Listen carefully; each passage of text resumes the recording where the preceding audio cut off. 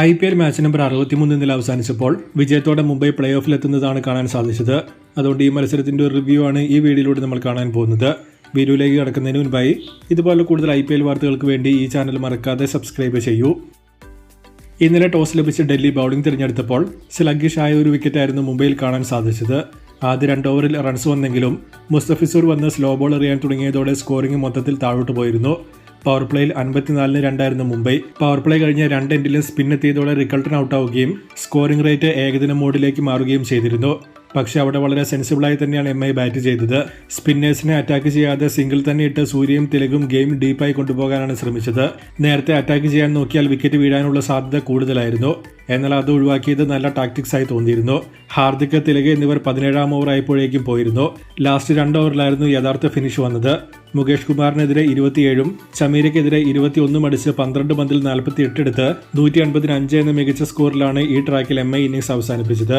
ഡൽഹിയെ നോക്കിയാൽ pitch conditions പെട്ടെന്ന് തന്നെ മനസ്സിലാക്കി സ്ലോ ബോൾസ് പവർ പ്ലേയിൽ തന്നെ മികച്ച രീതിയിൽ അവർ ഉപയോഗിക്കാൻ തുടങ്ങിയിരുന്നു. ലാസ്റ്റ് 2 ഓവർ മാത്രമാണ് അവരുടെ എക്സിക്യൂഷൻ പിഴച്ചത്.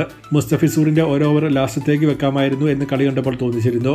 ഒപ്പം സ്ലോ ട്രാക്ക് ആയതുകൊണ്ട് തന്നെ അടി വന്നപ്പോൾ ഒരു ടോട്ടൽ പാനിക്ക് ലാസ്റ്റ് 2 ഓവറിൽ കാണാൻ സാധിച്ചിരുന്നു.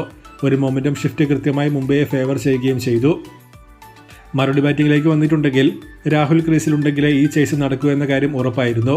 ആ രാഹുൽ 3-ാം ഓവറിൽ ഔട്ടായതോടെ 60% മത്സരം മുംബൈ അവിടെ തന്നെ ജയിച്ചിരുന്നു.